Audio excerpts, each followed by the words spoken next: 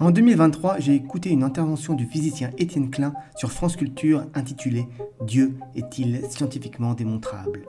Pour une fois que la radio parlait de mon sujet favori, je me suis précipité sur le podcast. Et j'ai eu raison parce que c'était intéressant, même si j'ai trouvé son dernier argument dogmatique. En effet, selon lui, la question de l'existence de Dieu n'est pas dans le monde des problèmes tels que leur position implique la possibilité de les résoudre. Mais il n'a pas dit pourquoi. Tant pis. Par contre, tout le reste était, à mon avis en tout cas, pertinent. Il a commencé son discours avec une remarque intéressante. Si vous écoutez le podcast, vous verrez qu'il se demande comment, si un jour on parvenait à démontrer l'existence de Dieu, on pourrait être bien sûr que c'est lui. En d'autres termes, quels sont les attributs de Dieu que nous pourrions connaître à l'avance et qui pourraient un jour nous le rendre reconnaissable ? Monsieur Klein, ne faut-il pas d'abord répondre à cette question avant de postuler que l'existence de Dieu est indémontrable ? C'est ce que je vais essayer de faire. Mon rêve ultime étant de réussir à faire comprendre que l'existence de quelque chose qui mérite, du fait de ses caractéristiques, d'être appelé Dieu est la première des évidences scientifiques. Oui, je sais, mais attendez de comprendre mes arguments avant de me juger fou ou excessivement prétentieux. Vous vous demandez peut-être pourquoi j'ai ce rêve. Cela vient de mon enfance et de l'impact qu'a eu sur moi la lecture d'un que sais-je sur Spinoza. Cela peut paraître bizarre, mais c'est comme ça. Et puis ce n'est pas plus idiot que de vouloir faire le marathon en moins de 3 heures. Ce n'est pas plus idiot et peut-être un peu plus utile. En effet, imaginez le tremblement de terre si Dieu passait du statut de indémontrable par nature de l'avis même des plus grands scientifiques et des plus grandes religions à première des évidences. Ce serait le début d'un changement énorme de paradigme, comme d'ailleurs le dit Étienne Klein lui-même dans son podcast. Et je suis convaincu que c'est ce dont nous avons le plus besoin aujourd'hui, à notre époque, alors que toute notre civilisation est en train de partir en sucette. Une dernière précision, je ne défends aucune religion, alors inutile de se braquer. S'il vous plaît, laissez tomber vos préjugés et faites un effort pour comprendre mes arguments, qui sont assez simples finalement.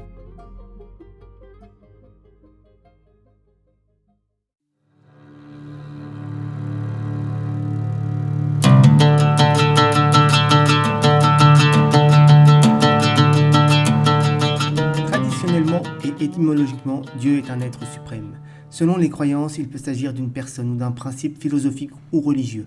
Pour les religions monothéistes, Dieu est unique, transcendant, universel et créateur de l'univers. Il constitue un principe de salut pour l'humanité et se révèle dans le déroulement de l'histoire. De fait, le concept de Dieu est assez abstrait et possède des aspects religieux et métaphysiques très divers, ce qui rend particulièrement difficile sa définition.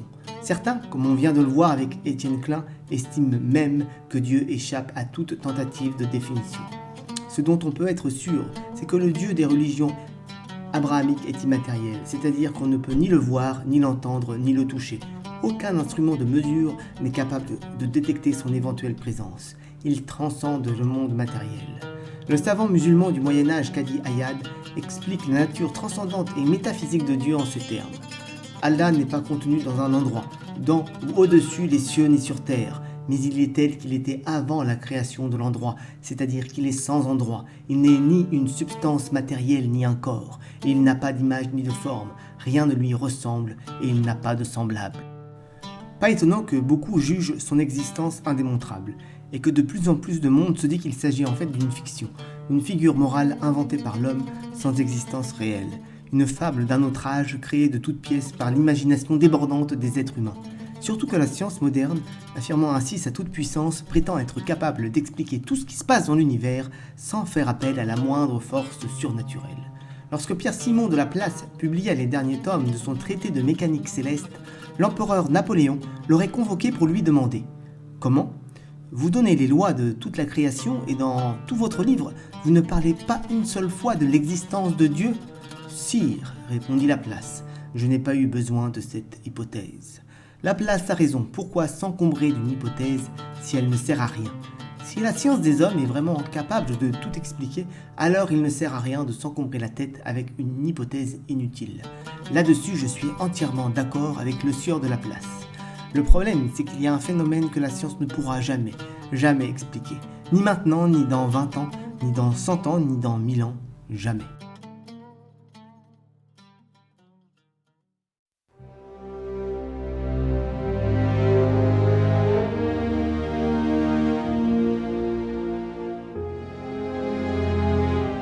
Le phénomène dont je vais parler maintenant est d'une banalité si grande que pour beaucoup de gens il ne compte pas, parce qu'il n'est pas spectaculaire, il n'est pas selon eux digne d'intérêt. Pour l'observer, il n'y a pas besoin d'envoyer dans l'espace un télescope de plusieurs milliards de dollars, ni d'utiliser un accélérateur de particules de plusieurs kilomètres. Le plus grand et le plus convoité des trésors, celui de la divinité, n'est pas caché au fond des océans, ni au cœur de la matière, ni dans la plus lointaine des étoiles. Il est caché dans une réalité si banale que personne n'y prête attention, si banale que les scientifiques ne s'y intéressent pas beaucoup. Il arrive souvent qu'on ne voit pas ce qu'on a sous le nez. Cette réalité, c'est celle de la conscience, du moi, dont le mystère de l'existence peut être résumé par cette image que j'utilise souvent. Cette image représente une foule. Chaque personne y est schématisée de la même façon, parce que biologiquement, nous sommes vraiment tous très semblables. Il est même parfois impossible de distinguer les uns des autres. Mais une personne est schématisée avec une couleur différente, le rouge, parce que cette personne, c'est moi. Et moi, bien sûr, je sais très bien me distinguer des autres alors que je suis pourtant comme eux. Et il y a une inévitable question à laquelle tout le monde s'est retrouvé plus ou moins confronté un jour ou l'autre. Qu'est-ce qui a fait que ce soit ce corps-là qui abrite moi ? Cela aurait pu être un autre, ils sont tous pareils. Alors que s'est-il passé ? Quel est ce mystère ? Cette question est si banale qu'elle a sa chanson, Être né quelque part de Maxime Le Forestier. Comme il le chante, être né quelque part pour celui qui est né, c'est toujours un hasard. On est incapable de savoir pourquoi son moi s'est en quelque sorte incarné dans ce corps-là. Alors on dit que c'est le hasard. Le hasard, c'est une réponse par défaut, une autre façon de dire qu'on ne pourra jamais avoir la réponse. Et ce n'est surtout pas la science qui pourra apporter la moindre explication. Face à ce problème qui l'angoisse, le matérialiste rétorquera que la question n'a pas de sens, qu'elle n'est pas rationnelle ou scientifique. Il est vrai qu'il faut exiger de la rigueur. Il est trop facile de dire « je ne comprends pas ce qui se passe », ça doit être l'œuvre de Dieu. Il n'y a pas encore si longtemps, le moindre événement qui sortait un peu de la routine quotidienne était forcément l'œuvre de Dieu ou du diable. Je suis vraiment content que la science contribue à lutter contre ce genre de réflexe absurde et néfaste. Il faut donc non seulement utiliser la méthode scientifique pour traiter le problème posé par l'existence de ce moi, mais aussi tout faire pour le résoudre sans faire appel à la moindre intervention surnaturelle. Car oui, vous vous doutez bien que je vais lâchement tenter de me servir du supposé problème posé par l'existence de la conscience pour prouver l'existence d'une transcendance. Pour y parvenir, je compte même utiliser le moment de conscience le plus intense qui soit, celui dont personne, même le pire des sceptiques, n'osera nier l'existence, la douleur. C'est assez mesquin, je l'avoue, mais bon, il faut ce qu'il faut. Cependant, comprenez bien que s'il y a le moindre doute, s'il y a la moindre toute petite possibilité de faire sans Dieu, je ferai comme Laplace et m'exclamerai comme lui « Sire, je n'ai pas besoin de cette hypothèse, sauf qu'il n'y a pas de cire ici. » Mais bon.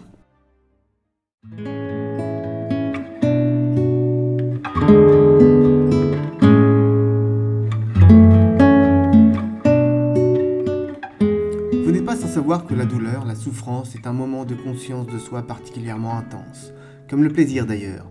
Et s'il arrive que certains se permettent de nier l'existence de la conscience, ils sont beaucoup moins nombreux à oser nier celle de la douleur.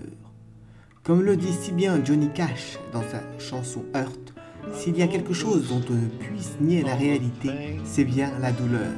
Quand on souffre terriblement, plus rien n'a d'importance. Tout ce que l'on souhaite, c'est que ça s'arrête. La réalité de la douleur est immense. Mettez une main dans le feu, vous allez voir.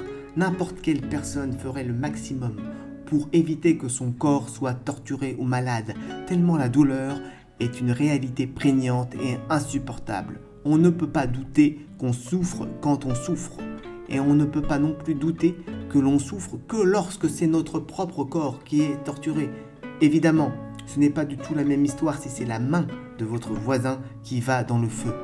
Bien sûr, vous allez compatir, encore que ce ne soit pas du tout obligatoire. Le bourreau ne compatit pas, par exemple. Mais cela n'a rien à voir avec la douleur que l'on ressent quand on met soi-même la main dans le feu. De fait, la première et la plus évidente des réalités pour n'importe qui, c'est le caractère particulièrement sensible d'un et un seul corps dans tout l'univers, d'où la nécessité impérieuse pour une personne d'y faire très attention. En d'autres termes, dans la réalité qui s'impose à quelqu'un, Tout se passe comme si son corps était le seul dans tout l'univers à pouvoir engendrer de la douleur. Le seul vraiment, pour cette personne oui, car la douleur d'autrui ne lui est pas accessible. Je rappelle que la douleur est privée. Autrement dit, elle ne concerne toujours qu'une seule personne.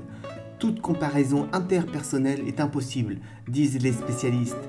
Un individu ne peut que, s'il est capable d'empathie, imaginer la douleur d'autrui et la mettre en rapport avec une douleur qu'il a connue et qu'il estime proche. Mais ce mécanisme d'empathie ne permet pas à une personne de savoir vraiment ce que l'autre ressent. Ainsi, même si je fais preuve de la plus grande des empathies, je ne pourrai jamais savoir ce que ça fait d'accoucher. La douleur d'autrui est inaccessible. Ce qui revient à dire que dans la réalité qui s'impose à une personne, la douleur d'autrui n'a pas de réalité. Attention, je ne dis pas qu'elle n'existe pas, elle existe pour l'autre, dans la réalité de l'autre. La seule douleur que peut connaître une personne, c'est la sienne. Pour cette personne, tout se passe donc bien comme si son corps était le seul dans l'univers à pouvoir produire un ressenti douloureux.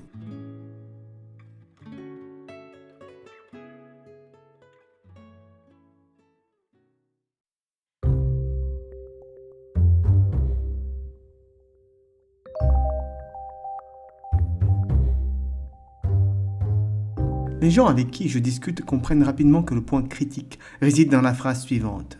Dans la réalité qui s'impose à quelqu'un, tout se passe comme si son corps était le seul dans tout l'univers à pouvoir engendrer de la douleur. C'est la raison pour laquelle l'essentiel des discussions tourne autour de la pertinence de cette affirmation. Et en général, la thèse qui m'est opposée est la suivante. L'existence de la douleur d'autrui peut être prouvée aussi bien que l'existence de sa propre douleur grâce à ce qu'on appelle les signaux physiques. Cet argument n'est pas recevable, car il est en contradiction avec le caractère privé de la douleur. Les signaux physiques sont toutes les manifestations physiques liées à la douleur. Cris, convulsions, peurs, plaintes, mais aussi activation neurologique de la zone douleur du cerveau visible par imagerie médicale. Toutes ces manifestations physiques sont-elles une preuve de l'existence d'une douleur chez la personne qui les manifeste ? Eh bien non. On pourrait très bien imaginer qu'une reproduction parfaite de corps humain, une sorte de répliquant, parvienne à imiter tous ces signaux physiques sans que la reproduction en question ne ressente la moindre douleur. Notre propension à l'empathie nous incite à projeter notre ressenti sur toute entité qui manifesterait des signaux physiques généralement associés à la souffrance. Mais il faut bien comprendre que ces signaux peuvent juste être des imitations très bien réalisées. On ne peut pas le savoir car la douleur d'autrui reste de toute façon privée, inaccessible, donc improuvable, ce que ne sont évidemment pas les signaux physiques. D'ailleurs, le ministère de la Santé le dit très bien sur son site. Les patients sont les acteurs actifs de leur prise en charge, eux seuls sont capables d'indiquer aux soignants ce qu'ils ressentent. Leur participation est essentielle pour évaluer l'intensité de la douleur et l'efficacité des traitements, médicamenteux ou non. Aucun examen, aucune prise de sang, aucun scanner ne permet d'objectiver la douleur. La parole peut être un signal pouvant faire évoluer la prise en charge. Eux seuls savent ce qu'ils ressentent, eux seuls, pas les autres. Et il n'y a pas que le ministère de la Santé qui le dit. On est là face à un consensus scientifique. La douleur est privée. Elle n'a de réalité que pour celui qui la ressent. Pour appuyer mon propos, j'ai mis en description quelques références intéressantes. La première que je conseille est une vidéo de Science Étonnante, la chaîne de David Loapre, qui explique très bien tout cela. Mais il y a aussi Daniel Dennett et son livre La conscience expliquée, bien au fait du caractère privé des qualia. Les qualia, ce sont en gros les expériences subjectives. La douleur est un qualé. Ce qui est marrant, c'est que Daniel Dennett, bien caté, dit exactement la même chose que moi. De par leur caractère privé, donc inaccessible, l'existence des qualia n'est pas démontrable. On a le même argument pour deux conclusions opposées, tordant.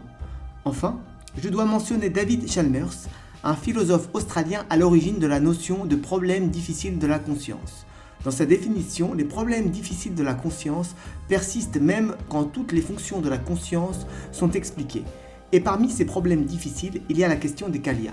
On ne sait pas pourquoi ils existent. Je ne vais pas trop insister, mais comprenez bien que je ne prêche pas seul dans le désert. Ce que je dis là, les scientifiques le savent. Alors ce que j'espère, c'est que vous allez le comprendre aussi. Si vous n'y parvenez pas, mettez un commentaire ou alors attendez la fin de la vidéo. J'ai une petite surprise pour vous.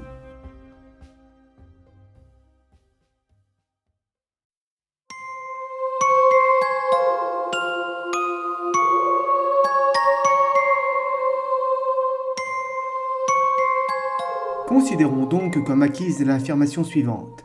Dans la réalité qui s'impose à quelqu'un, tout se passe comme si son corps était le seul dans tout l'univers à pouvoir engendrer de la douleur. Le but de la science, c'est d'expliquer la réalité, la décrire puis l'expliquer. Et on parle évidemment de la réalité constatée, observée par les gens, qu'ils soient scientifiques ou pas. Et les gens, c'est moi, lui, elle. Et la réalité qui s'impose à moi, à lui, à elle, c'est que tout se passe comme s'il n'y avait qu'un seul corps dans tout l'univers biologiquement capable de produire de la douleur. Ce corps n'est pas le même pour chaque personne, bien sûr, mais il n'y en a toujours qu'un seul. Or, il est biologiquement impossible qu'il n'y ait qu'un et un seul corps dans tout l'univers à avoir cette capacité à produire de la douleur. Évidemment, c'est absurde, car tous les corps humains sont vraiment très très semblables, comme je l'ai déjà dit. Donc soit tous ont cette capacité, s'ils sont en bonne santé, soit aucun. Donc de fait, la première des réalités qui s'impose à chacun est biologiquement impossible, inexplicable. C'est fou! Pour mieux comprendre, peut-être avez-vous besoin de ce dessin. Je l'ai déjà montré, mais imaginez cette fois que le rouge symbolise la capacité à produire de la douleur. Eh bien, s'il n'y a qu'un seul corps en rouge, c'est parce que pour la réalité qui s'impose à cette personne, il n'y a que son corps qui semble avoir cette capacité. C'est d'ailleurs pour cette raison qu'elle fait bien attention à que ce corps en particulier ne soit pas frappé, abîmé, malmené, car quand ça arrive, une très forte douleur est produite. Vous comprenez, j'espère. Or, je répète, il est biologiquement impossible que ce corps-là soit le seul au monde à avoir cette capacité. Donc, la réalité représentée par le dessin et qui s'impose fortement à une personne est biologiquement inexplicable. Il y a une réalité qui s'impose fortement à chacun d'entre nous qui est biologiquement inexplicable. Pour que vous compreniez encore mieux mon propos, je me permets de vous exposer une autre expérience de pensée. Pourquoi ne pas imaginer qu'un jour une machine très élaborée puisse engendrer de la douleur, ou n'importe quelle autre sensation? Pourquoi pas, vu les progrès de la science? Mais qu'est-ce que cela signifierait? Cela signifierait que dès qu'on la met en route, de la douleur est engendrée par cette machine, bien sûr. C'est son boulot. Mais de la douleur pour qui? Pour les gens. Il faut que la production de douleur soit vérifiable, donc réelle au moins pour les scientifiques qui la testent. Pour Robert, par exemple, si de la douleur est produite pour Robert, cela signifie que Robert souffre, qu'il a mal par définition. Jusque-là, j'imagine que vous êtes d'accord. Mais Robert, et c'est là qu'il faut se concentrer, n'a pas mal au niveau de son corps, puisque dans ce cas-là, par hypothèse, ce n'est pas son corps qui produit la douleur. Il a donc mal, mais au niveau de la machine. Il a mal à la machine, puisque c'est elle qui produit la douleur, et pas le corps de Robert qui, de toute façon, n'a subi aucune agression. Alors même que cette machine est peut-être à Taipei et lui à Paris, et que rien ne les relie. Alors je suis d'accord avec vous, c'est totalement délirant. Mais ce n'est pas moi qui suis délirant, c'est l'hypothèse de départ, à savoir l'existence d'une machine capable de produire de la douleur. Moi, je ne fais que bien expliciter correctement, rigoureusement, les implications de cette hypothèse, qui sont effectivement délirantes. J'espère que cette expérience de pensée va vous permettre de comprendre que le modèle dit matérialiste, qui affirme que tout s'explique par les processus matériels et ou biologiques, est totalement ridicule, que la conscience a un caractère fondamental qui rend la matière bien faible par rapport à sa puissance. Et pourtant, c'est bien ce modèle dit matérialiste totalement absurde qui fait autorité dans le monde scientifique d'aujourd'hui.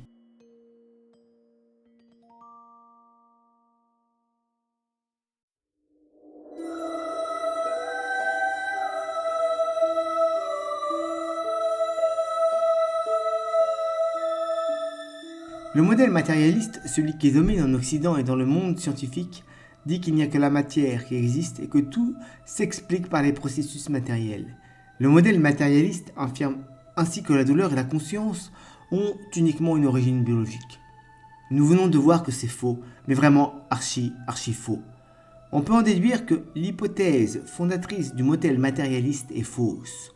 Autrement dit qu'il n'y a pas que la matière qui existe, et qu'il existe forcément quelque chose d'autre. Appelons-le X dans un premier temps ou substance. Que sait-on sur cette substance? 1. N'étant pas matérielle par définition, elle n'est pas détectable matériellement. 2. Elle n'est pas non plus d'origine matérielle, puisque même le corps, qui est une entité matérielle d'une sophistication inégalée, ne peut en être à l'origine. Je rappelle que si cette substance était d'origine biologique, la douleur et la conscience le seraient aussi à 100%. Or, ils ne le sont pas à 100%. 3. Enfin, cette substance est indispensable à l'existence de la conscience. C'est peut-être un peu difficile à saisir, mais comprenez bien que cette substance X n'est pas localisable, ni détectable par un instrument de mesure. C'est la définition de l'immatérialité, du surnaturel. Surnaturel car en dehors de la nature, ce qui la rend vraiment très fascinante. De plus, comme je viens de le dire, elle ne vient pas de l'univers, ni même d'une autre dimension. C'est une hypothèse saugrenue, mais on m'a déjà rétorqué que cette mystérieuse substance pourrait bien se trouver dans une autre dimension. Malheureusement, cette dimension, même supplémentaire, ne pourrait faire autrement que d'exister de manière équivalente dans toutes les réalités personnelles, ce qui la rendrait incompétente pour résoudre le problème posé par l'insuffisance du corps. En fait, l'existence de la conscience de soi met en évidence l'existence de quelque chose de bien plus fondamental que la matière ou l'univers, quel que soit le nombre de ses dimensions, puisqu'il va jusqu'à ébranler le concept même d'existence. Nous ne sommes pas simplement faits de chair et d'os, nous sommes aussi constitués de substances métaphysiques surnaturelles que la matière et l'univers ne peuvent avoir créées. Maintenant, définissons le monde métaphysique comme l'ensemble de tout ce qui ne fait pas partie du monde physique composé de matière et d'énergie et qui ne peut pas avoir pour origine ce monde physique. Ce monde métaphysique n'est pas vide puisqu'il comprend au moins la substance que je viens d'appeler X.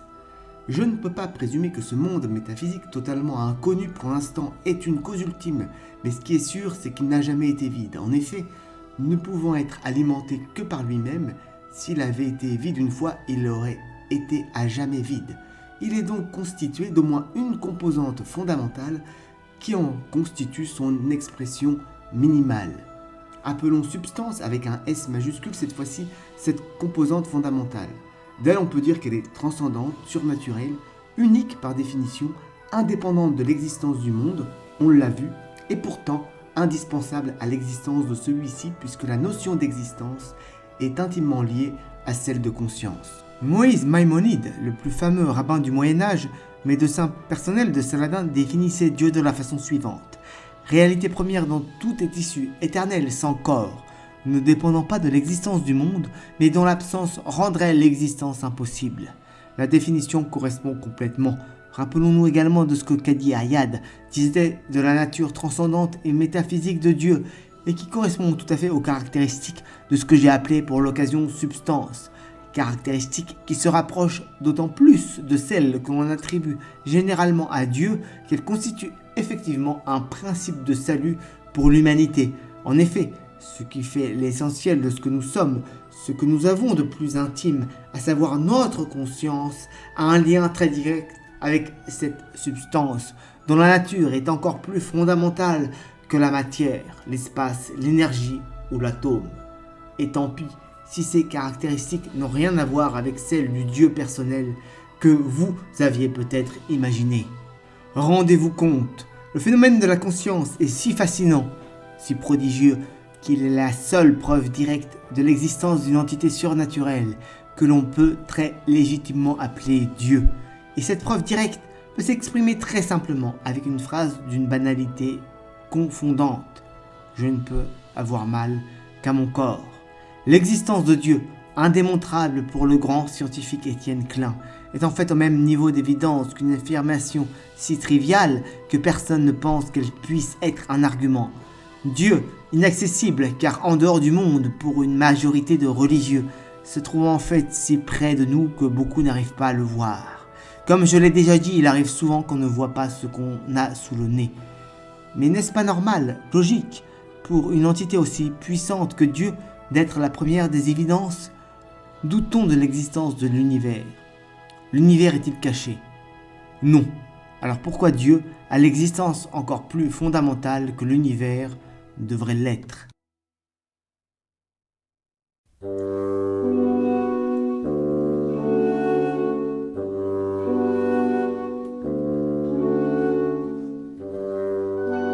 La thèse que je viens de présenter ici, je la défends grosso modo depuis 2005, notamment sur le blog dieuexiste.com. Et depuis tout ce temps, j'ai eu l'occasion d'en discuter avec beaucoup de gens. Autant dire que j'ai pas mal d'expérience. J'ai répondu à toutes les questions, à toutes les objections, plusieurs fois. Malheureusement, l'orgueil des gens les empêche souvent de reconnaître l'évidence. Je les comprends. Changer sa représentation du monde est quelque chose de très difficile. Or, le changement de paradigme qu'implique cette démonstration est assez radical. Du coup, l'objectif que je me suis donné est très difficile, malgré la simplicité du raisonnement. Je tiens toutefois à repréciser quelque chose. Si vous n'aimez pas la religion, inutile de se braquer. Je ne défends aucune religion, je n'en ai pas. Je trouve qu'invoquer, prier au lieu de chercher à comprendre, s'apparente à de l'idolâtrie. Je suis de l'avis de Schopenhauer lorsqu'il a déclaré « Que l'on se fabrique une idole de bois, de pierre, de métal, ou qu'on la compose à l'aide de concepts abstraits, c'est la même chose. Elle reste une idolâtrie, dès qu'on a sous les yeux un être personnel auquel on sacrifie, que l'on invoque, que l'on remercie. Chaque rite ou prière témoigne irréfutablement d'une idolâtrie. Or, l'idolâtrie ne m'attire pas. D'ailleurs, vous savez que selon la Bible ou le Coran, c'est un crime aussi grave que le meurtre. Malheureusement, les religions et les gens y succombent beaucoup trop souvent, provoquant ainsi pas mal de dégâts. Non, moi ce que je veux c'est comprendre, en savoir davantage sur le plus grand et le plus fascinant des mystères. Car oui, il y a un mystère, on ne peut pas le nier. J'espère que vous êtes d'accord. Et pour répondre à Pierre-Simon de Laplace, on a besoin de l'hypothèse.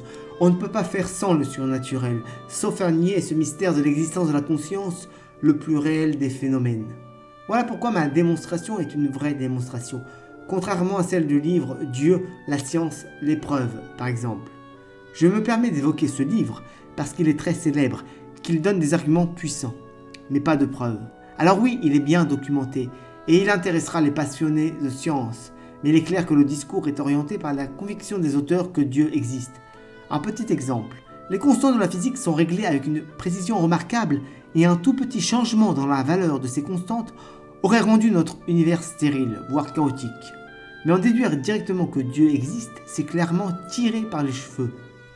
D'autres hypothèses sont envisageables, comme celle de Max Tegmark, l'auteur du livre « Notre univers mathématique ». En résumé, ils n'arrivent pas à expliquer quelque chose, alors ils font appel à Dieu, comme au Moyen-Âge. Ce n'est pas scientifique. En outre, ce genre de conclusion abusive ne donne aucune information sur la nature du Dieu bouche-trou qui est invoqué. On ne sait pas s'il est matériel, immatériel, petit, barbu, chauve. On ne sait pas. Tout le contraire de ma démonstration. Moi, je n'ai pas cherché à boucher un trou. J'ai démontré que l'existence d'un certain phénomène ne pouvait être expliquée sans l'intervention d'une substance ne pouvant d'aucune façon être d'origine matérielle. À partir de là, un raisonnement rigoureux et juste permet de conclure à l'existence d'une entité qui a toutes les caractéristiques du Dieu du livre, caractéristiques en grande partie accessibles à l'entendement par déduction et réflexion approfondie. La Bible. Parlons-en justement. Une fois que l'on a démontré l'existence d'un Dieu aux caractéristiques bibliques, il est normal de se demander si cet ouvrage a été d'une manière ou d'une autre inspiré par Dieu. Cette question est bien plus difficile qu'il n'y paraît. Pour y répondre correctement, il faut d'abord savoir ce que signifie vraiment être inspiré par Dieu. Pour commencer doucement, ce que je vous propose, c'est une petite étude de la chronologie biblique qui, je l'espère, va vous impressionner. Vous savez que la Bible propose une histoire de l'humanité datée. Elle affirme notamment que le monde a été créé en 6 jours et que l'espèce humaine a 6000 ans. Évidemment, cette datation paraît à beaucoup totalement ridicule, surtout aux scientifiques, qui la traitent avec beaucoup de mépris. Dans la prochaine vidéo, je vais vous démontrer que cette chronologie est en fait génialement exacte, à tout point de vue. Et pour ce faire, je ne vais utiliser que les découvertes scientifiques les plus récentes. Vous allez voir, vous n'auriez pas pu imaginer que ça marche aussi bien. Enfin, à terme, j'espère, pour vous convaincre de l'existence de Dieu, pouvoir mettre à disposition une petite application que j'ai nommée DieuBot, qui répondra à ma place aux objections les plus courantes. Elle devrait également être capable de comptabiliser les gens qui sont d'accord avec moi et ceux qui ne le sont pas, tout en précisant pourquoi ils ne le sont pas. En attendant, N'oubliez pas de vous abonner. Merci.